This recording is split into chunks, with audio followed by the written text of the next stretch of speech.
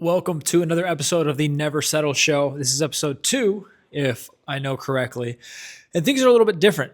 I have been overwhelmed in my head on how to produce this, how to get this all right. And so I'm actually stripping back every single barrier I have, and I'm shooting this on my iPhone with a wireless microphone. Because I realize that I have been putting off the efforts I need to in order to give this out to you guys. But there's been a lot of transitions in my life, a lot of things that have been happening that are both worth mentioning and both reflecting on that make me want to sit in front of this camera today and actually film. A is I realize there is a lack in consistency on some of the projects I want to do, such as this one. And B is there are too many things going on for me to keep it all in my head and not display what's going on. And so right now it is February 25th when I'm recording this. So let's crack on with it. If you're still listening and made it past the intro, I appreciate y'all. Of course, we have one thing that we say, one thing that we have for every single person that listens to this, which is I don't want to get paid for this. I don't want sponsors. I don't want to have to report to anybody. I want to make my own money and I want to have my own freedoms. So the only thing I can ask for you guys is that you share the show. If you share this to one other person and everybody does that every single week, then we can slowly grow this into something and display the message more and more and more. And so I've been very passionate lately. I've been very emotional lately. I've been in my head, almost spinning my wheels a bit. And I wonder a bit why that is, what's going on, why I feel the ways that I feel. And I realize that all of it is through symptoms of the control that I'm trying to have. I'm trying to have this fictitious control over my life of thinking, I'm doing everything I can do. Everything's in my power. Everything that I do is like 100% of responsibility of my own, which does not get it twisted. You're responsible for the outcome of your life. You're responsible for putting actions into play. You're responsible for actually doing the shit that matters.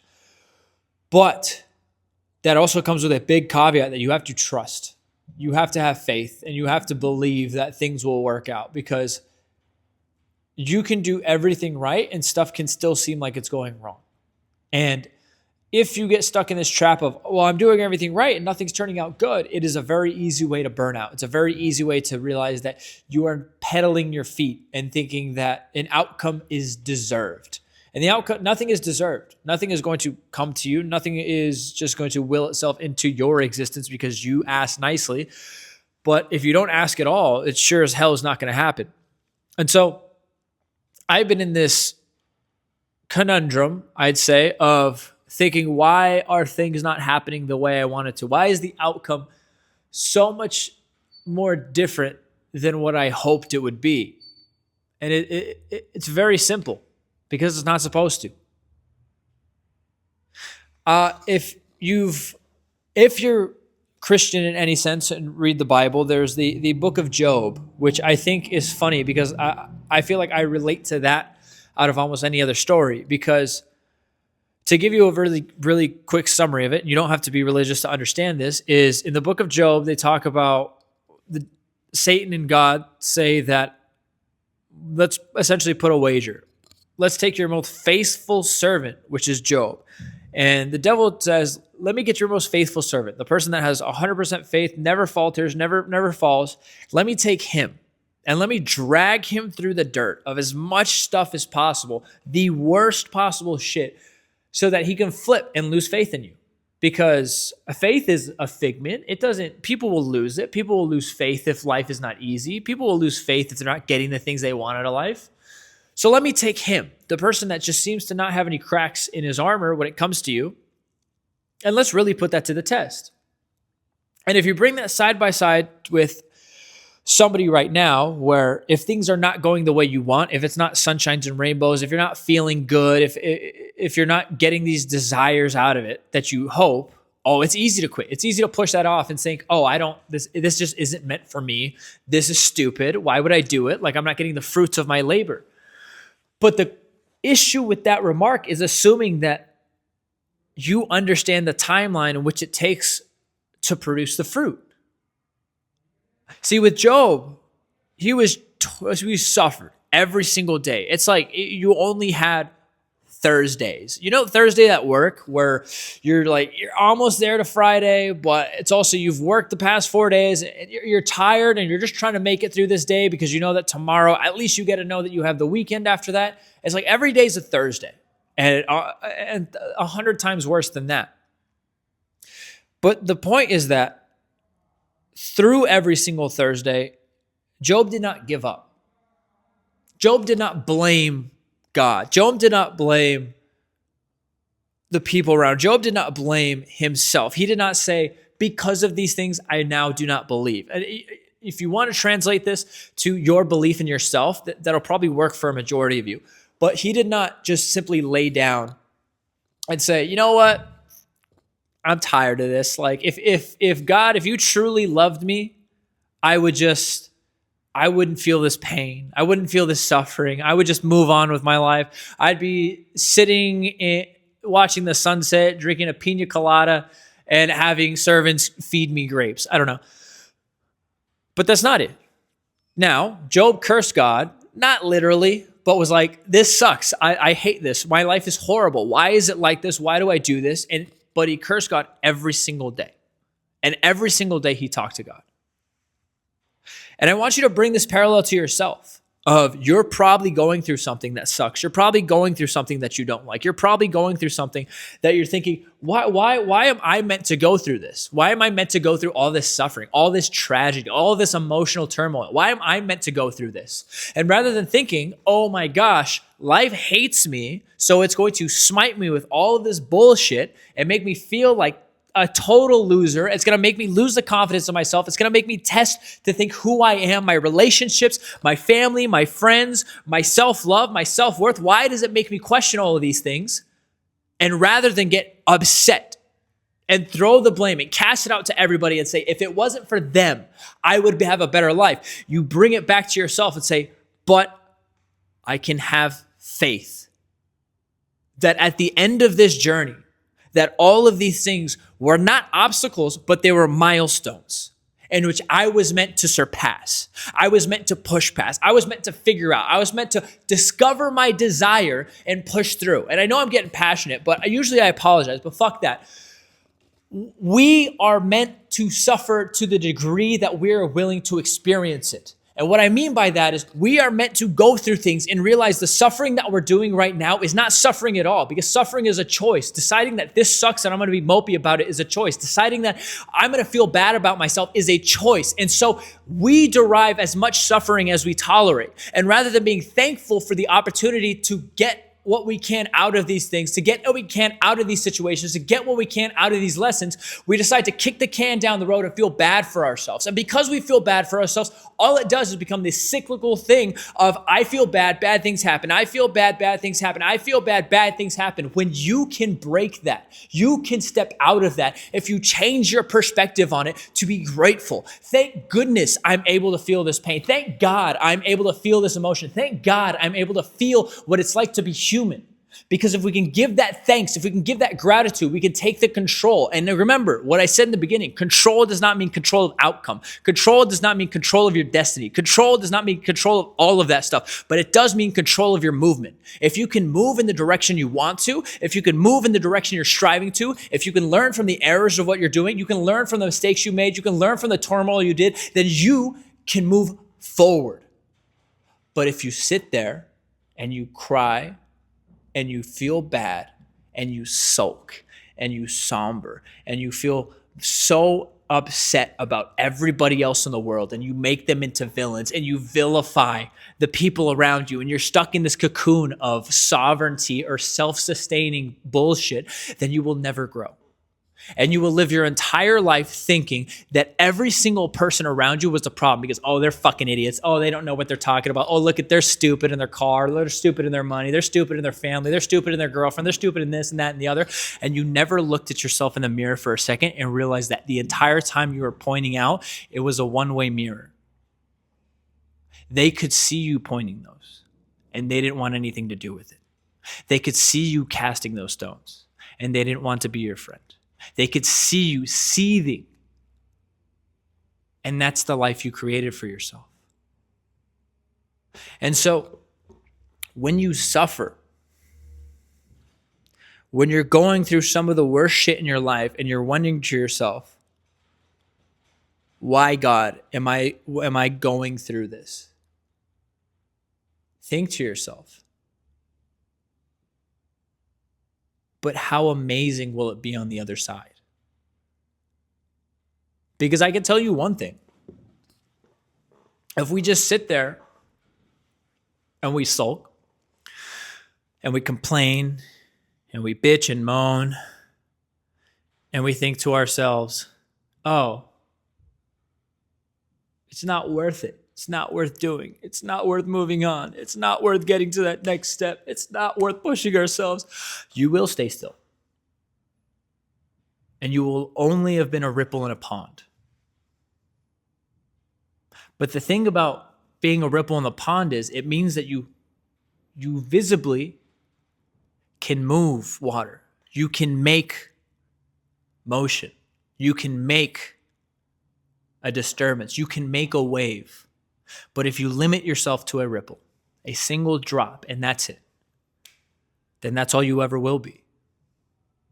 And now I can hear the people talking and saying, oh, well, I don't want to be a wave. I don't have the aspirations of, I don't want to own a business. I don't want to do this and that. So it's like, it doesn't apply to me. And to you, I say, sure. If you are unwilling to take the responsibility of your own life and forego the reactions that will happen to it, not because you did something bad or you did something stupid. Of course, if you do bad shit's probably going to happen to you, right? If you rob a bank and you're like, why are the police arresting me? You're a fucking idiot. What do you think? What do you think is going to happen? It's not what I'm saying. But if you can forego whatever the conclusion is that you think is supposed to happen and just continue to do the work to make sure that you stay on track with what you want. For example, I'm in the gym business with my buddy. If we want more people to come to the gym, we should talk about the fucking gym. As simple as day. If we want more people to come to the gym, we should talk about the gym more. We should display the stuff of the gym more. We should talk about fitness. We should talk about health. We should do stuff that shows that we are actively doing that. But if all we did was open our doors and sit here and wonder, well, nobody wants to get in shape. Oh, this is a tough neighborhood to be in. Like, nobody around here actually wants to get fit. It's like, oh, like, I know they don't understand how to eat. So like, why are they going to care? It's like, oh, nobody wants to change their lives. I could talk myself into a circle of every single reason why the success that we did not have is because of everybody else when I didn't do the things that mattered. But if I show up, I talk about the gym. I genuinely help people change their lives. I help people answer questions that they've had for years. We create that environment. Okay, well, people will probably come. And the key thing with that is it won't be instant. More than likely, I'm not going to make one post on Instagram and all of a sudden, boom, 250 people are just, hey, take my money, let's sign up.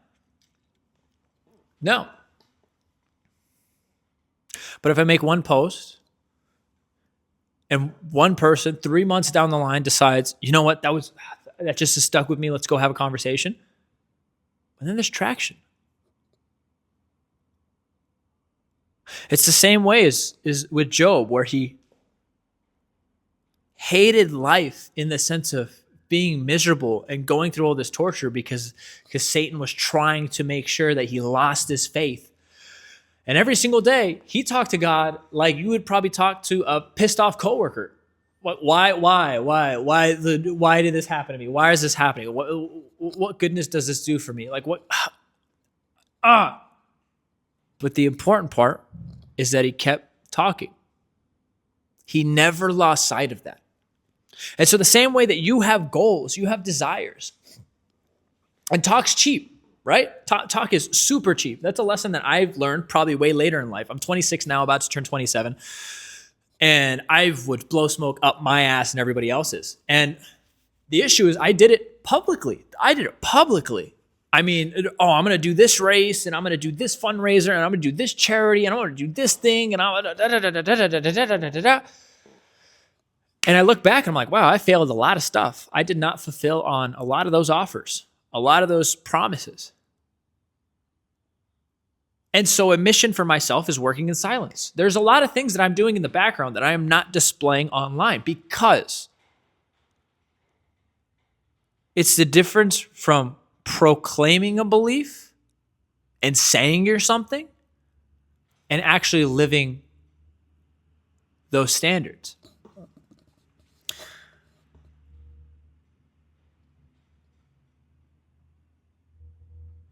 And so when you have a heart issue like that, and you wonder to yourself, well, I want to get to that place.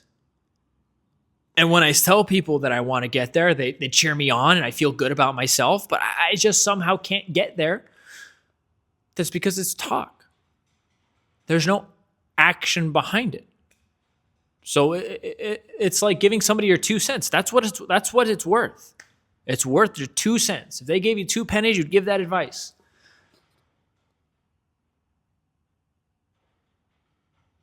And I can't stress how much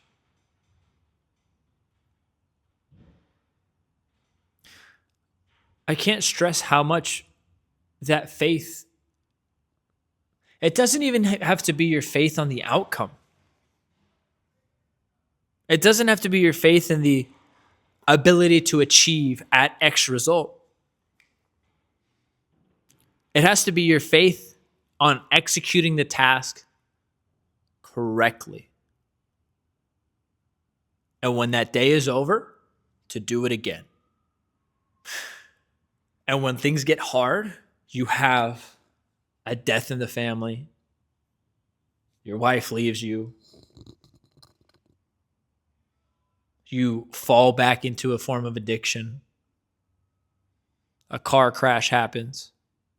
When something truly ground shaking happens, yes, it is sad. Yes, it is painful to some degree that you probably have never experienced before. But that you have enough faith and confidence in yourself that it doesn't just count you out. There are countless stories of surgeries or accidents that happen where they pretty much describe it as it was just their will that kept them alive. We don't know how it happened. By all standards and terms, this person should have died. But they fought. And I like to think that it's not only the body's way of trying to sustain life, because the body's beautiful, it's amazing, it does crazy shit that to this day we're still doing research and trying to like, if somebody's like, oh, we have the answer for anything, it's like we don't. But it's beautiful. But there's this human component, the spirit, the will to fight. I'm forgetting what his name is, but he was a famous boxer, I want to say in the late 80s. Maybe 90s. But there's a movie, Miles Teller's in it, and he talks about, basically he gets an accident and he breaks two of his cervical spine. So in his neck, broke two of his... Why am I blanking so much? Basically, 2 neck bones. I'm going to bully myself about this later, but he broke 2 neck bones. And the doctor's like, you're never going to box again. There's 2 broken neck bones. Like, if you're going to get punched in the jaw, you're going to mess it up again. And his response to that is, in some regard, is, Doc, I understand you said that, but you've never met a man like me. And he worked his ass off to get back in the ring. And he did. He did.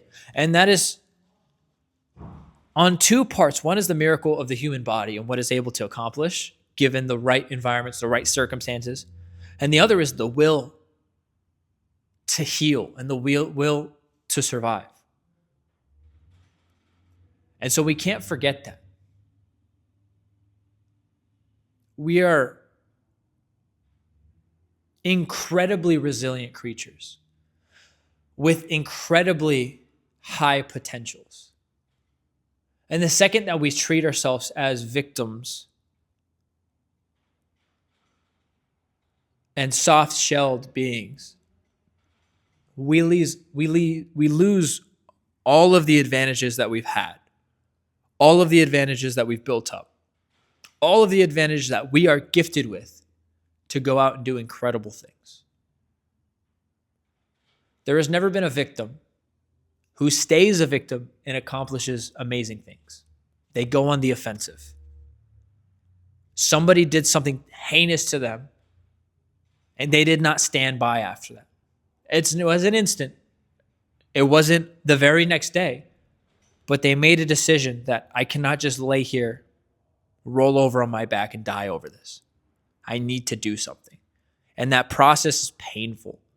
That process is difficult. That process is filled with ridicule, misjudgment, challenges. But it brings the absolute most out of you to take that control.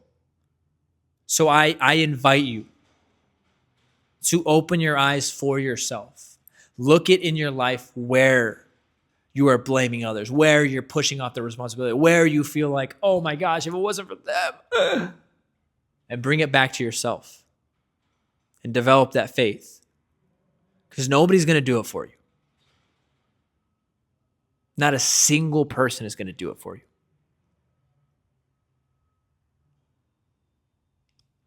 Get after it.